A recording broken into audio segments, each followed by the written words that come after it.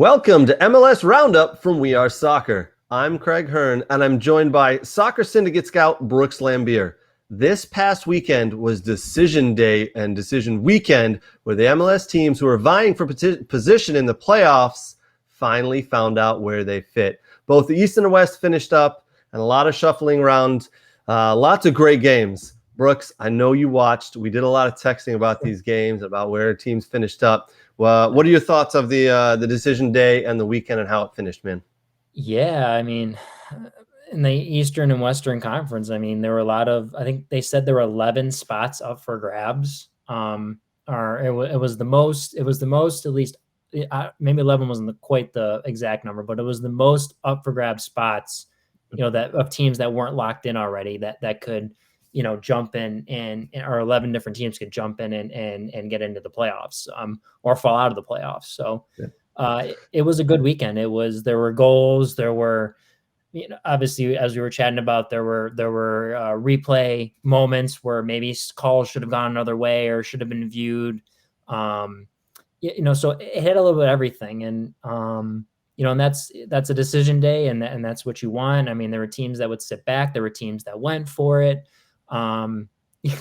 So listen, that's what decision day is. It comes down to this last day where people can get in the playoffs, and it's a little different than in England, where decision day is kind of where you're fighting for the top 4 spots or the top 5 to get into the EPL or the Euro or the European League, or Europa League. So with MLS, it's 7 spots in each conference and get into the playoffs and advancing. It's a little different in America, but it still has the same feel and intensity. For me at least. It It may absolutely not does. be yeah.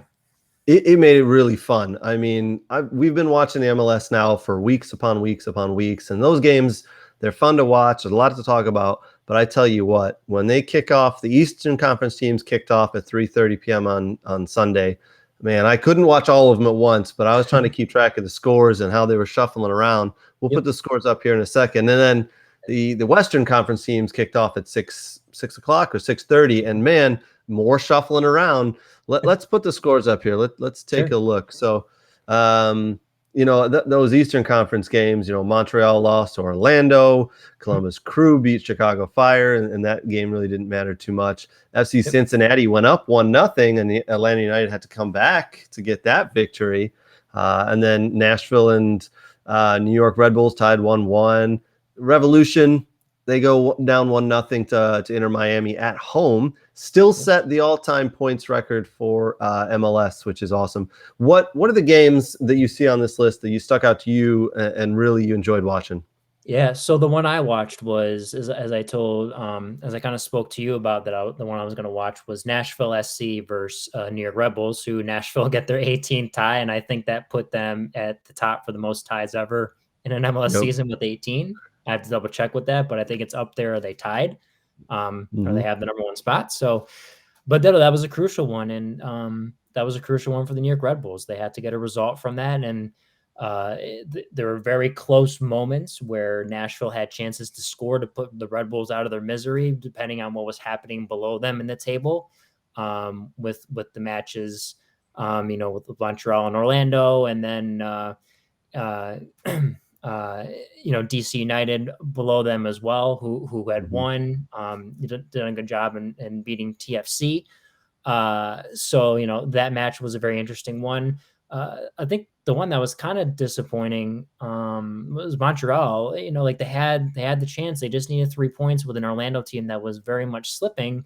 But credit to Orlando City with the result. That was a great goal by Mendez, and then DK finishes it off at the end to give Orlando City the 2-0 win. There've been talks about a little a tension in that locker room with Chris Mueller leaving for Scotland, Hibernian, at the end of the season. And some other stuff happening with the locker room because Chris didn't travel with the team. So we'll see how Orlando reacts in the playoffs, but the 2-0 got them in, and just keeping up with the other games. And you figure Columbus was going to beat Chicago 2-0, but Atlanta was kind of had their backs against the wall a bit when FC Cincy scored early to go up 1-0, and they couldn't, unfortunately, during the midweek game prior to this last one, beat Red Bull to kind of give them more of a cushion.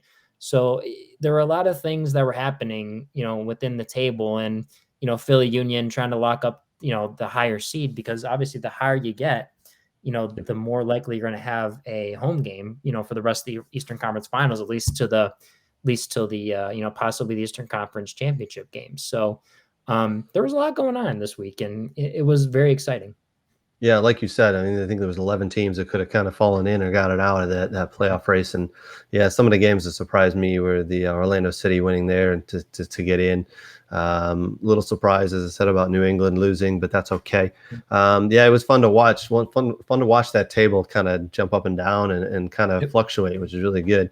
I was interested in the East, but it was the Western Conference for me that really did it. I for some reason, just was really enthralled with the West when those games are going on. We'll put those scores back up and we'll read some of them here. I watched that Colorado LAFC game pretty intently. That was a fun one. Colorado taking it 5-2. Minnesota and LA Galaxy 3-3. Portland Timbers winning 3-0 over Austin.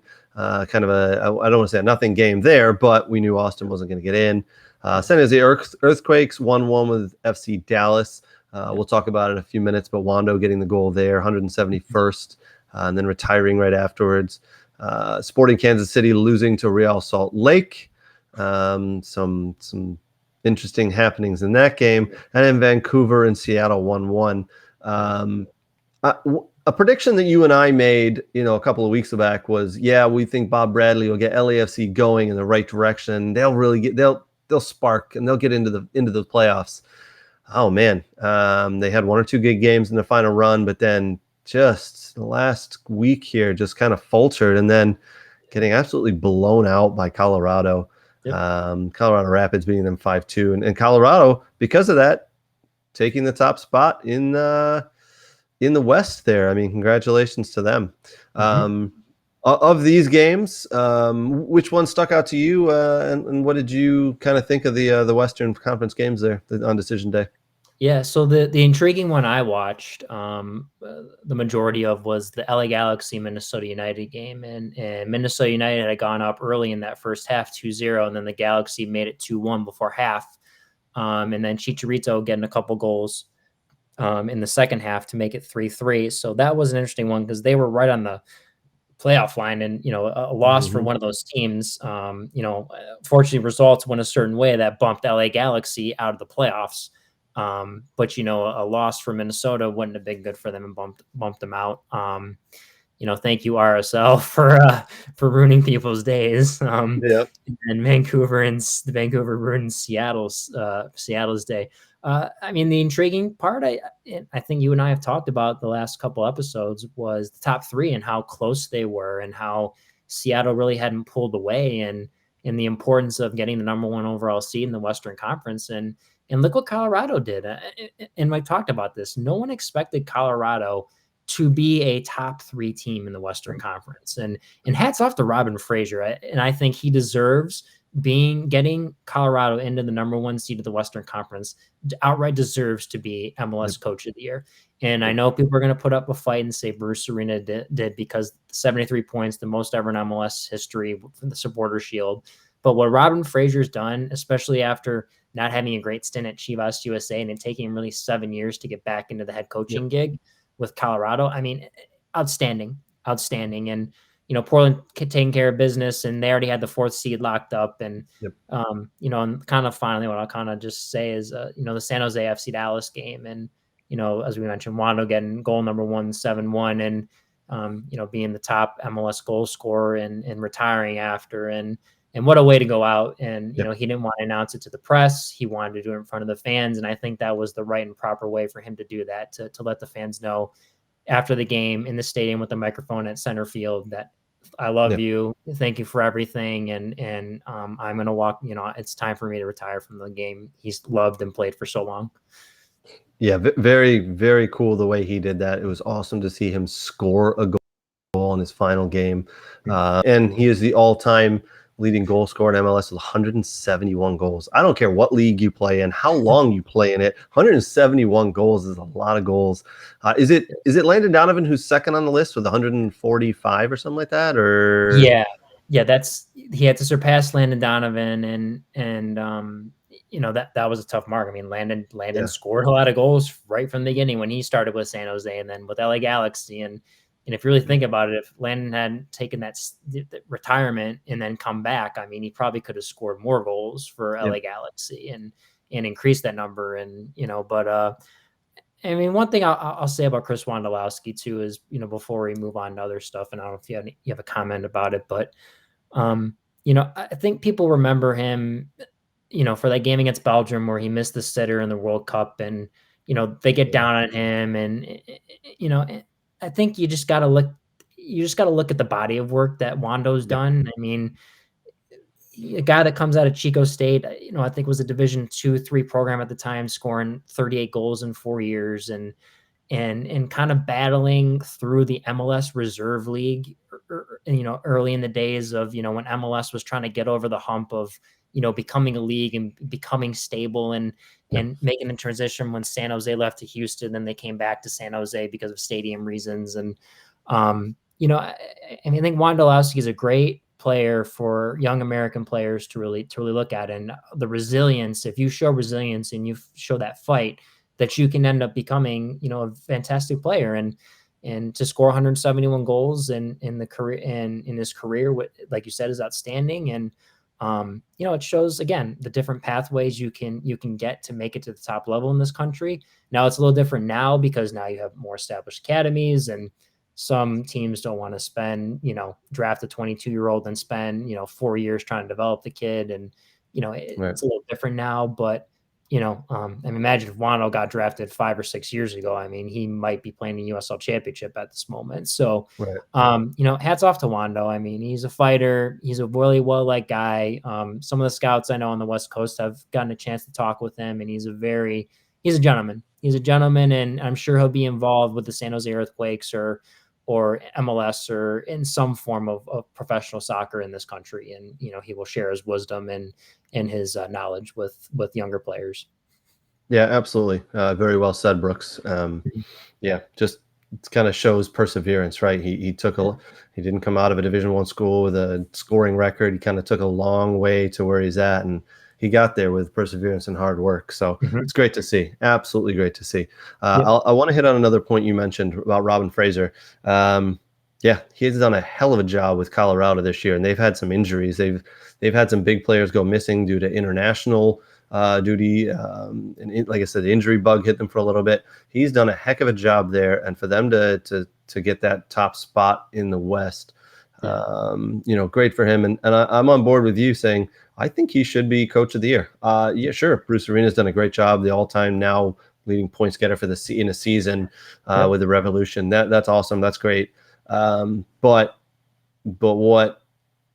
And don't forget that Carlos Gil, the MLS MVP, plays over there in New England, so it helps to have him and some of the other players they got as well. But Colorado and Robin Fraser, yeah, I mean, I think he deserves it, right? Yep. Oh, yeah. Nothing more to say on that. Why don't we jump in and look at the playoff brackets? Ooh, so stars. Yeah, I mean, yeah, I do love the graphics that this is from the MLS's Twitter account. I took this. So the 2021 MLS Cup playoffs.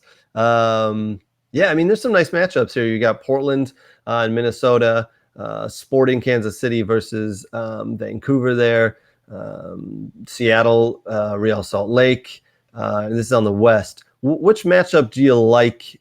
Which one do you see as the most intriguing matchup on the West there?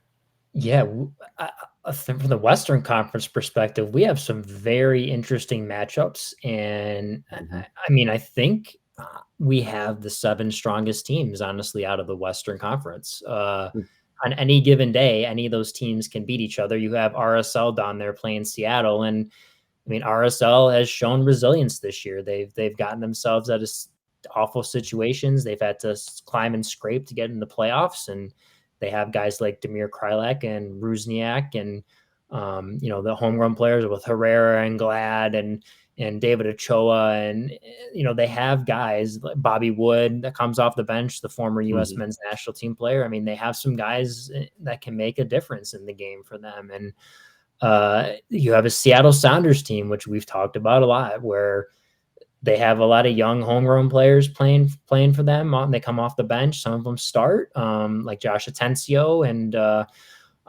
Daniel Leva's gotten some time, but you also have veterans like João Paulo and Rui Diaz and Ladero, and Ladero's even been playing the whole year because of knee issues, and Will Bruin and Brad Smith and Roldan, both Roldan brothers, Alex and Christian. And I mean, you have a lot of that's going to be a very interesting game. And I know it's going to be played in Seattle, and it's very tough to win in Seattle. And that's going to be an interesting one. Then you have a team like Vancouver, who's been fighting and scrapping, ever since, like we talked about, they got rid of Mark Dos Santos and his brother. They had an assistant coach, and what a turnaround that the interim head coach has done at Vancouver.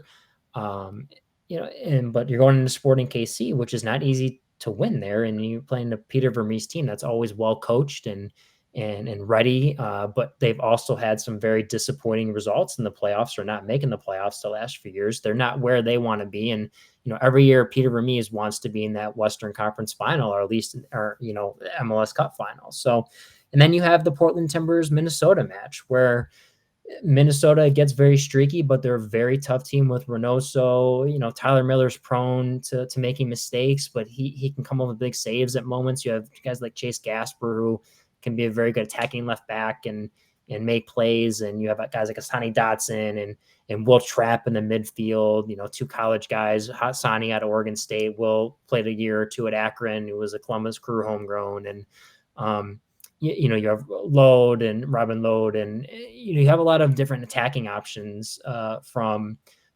Minnesota, but you're going to play a team in Portland who is very tough to beat at Providence Park. And they've had defensive troubles throughout the year, but with Sebastian Blanco and Valeri and coming off the bench and Felipe Mora and guys just clicking now. You have both Chara brothers, Diego, the constant in the midfield, and Christian Paredes, who's stepped in for an injured Eric Williamson, and Yimi Chara has been great for them as well. And the winger stepping into the midfield to play. That's gonna be a tough matchup. And then heck, you have to go play them at Colorado, which is very tough with the elevation, and then with the way Colorado's been in form.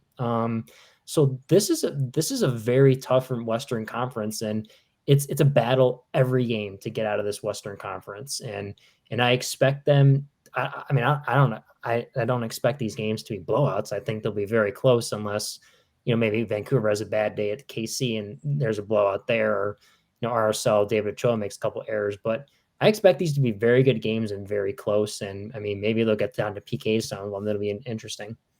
Yeah, absolutely. Great matchups in the West there. Some of the matchups in the East aren't half bad either, though. I tell you, there's, as people can see on the screen, we got New York City, Atlanta, Nashville, Orlando, Philadelphia, New York. The one that I'm probably a lot of people aren't looking forward to, but I am. One of the ones, the matchup there that sticks out to me is that Nashville versus Orlando matchup. I'm really interested to see if Nashville can keep up with how well they've done this season. I mean, second spot, they've been really good all year. Orlando scraped into the playoffs there in the last decision day. I want to see if they can upset Nashville. That for me is the matchup in the East to watch. What about yourself? What matchup, what game stands out to you in the East? Yeah, so I think I agree with that Nashville Orlando one. I think that's the one in the first round that is going to be tough. You had a Nashville team that went into Orlando a few weeks ago and beat them 3-2. I don't know if there was a blown call. I know there was some drama late in that game, and Nashville won late. But the next round, you're probably going to play the Philadelphia Union. And I think this is more distinctly, if I had to do a playoff bracket and I was more distinct and clear of who's going to advance to the next round, I mean, I could easily say Philly will probably do that. Now they have had ups and downs, and the Red Bulls are on a hot streak right now. So, I guess I should be a little more cautious saying that Red Bull could pull off the upset. with the way they finished the season.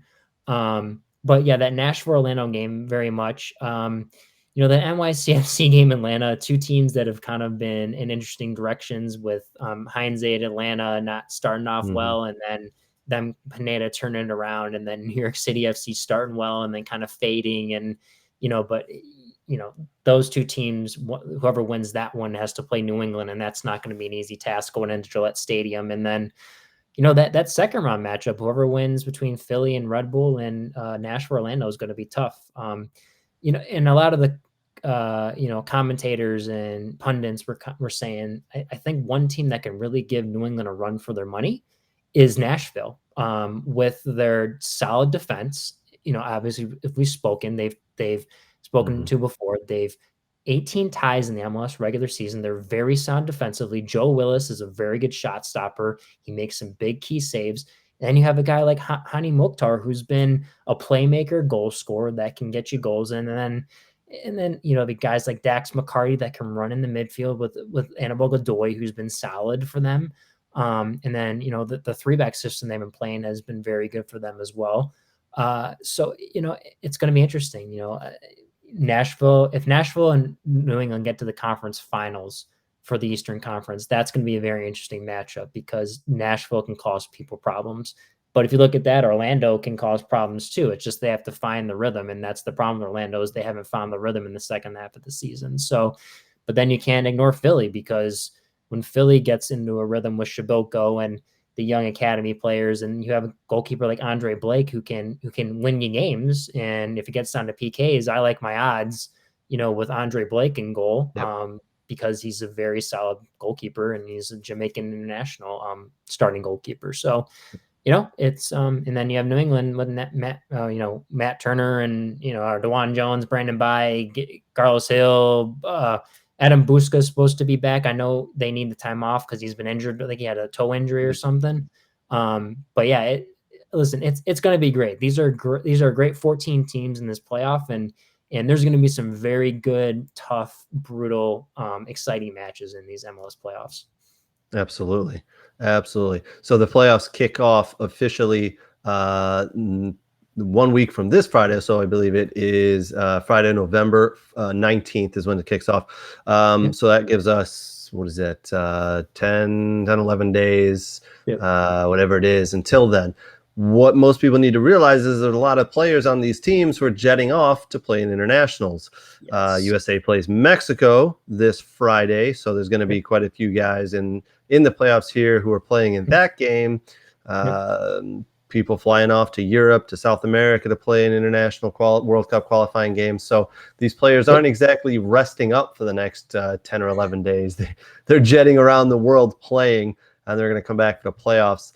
Personally, I think the playoffs kick off a little too close to those international qualifying games, but that's okay. So the final game of the MLS Cup will be played Saturday, December 11th. So something for us to look forward to. So almost was that about 3.5 weeks or so of MLS playoffs. It's a pretty good amount of time. Lots of time, Brooks, for you and I to get together on video and chat and see how they're going. Yes, and hopefully that game could be in New England, so it could be snow and cold, like a couple years ago when Toronto and Seattle played, when it was bitter cold in Toronto with snow, and it affected how the game was. So I'm sure a lot of those teams that are in the playoffs right now are hoping Orlando gets to the final, or Nashville, or somewhere nice and warm. But you're right, that final could be played in New England, and that could be disastrous. All right, man. Well, another great week of MLS Roundup from We Are Soccer. Brooks, as usual, your insight and knowledge that you bring is just awesome, and we very much appreciate it. And I guess we'll have to do it again next week, right before the playoffs start. I'm sure there'll be some storylines to talk about. I'm sure we'll have a lot more to discuss. So, again, thanks for joining, buddy. Appreciate it. Thank you, Craig. I appreciate it, and looking forward to next week. All right, buddy. Cheers. Cheers.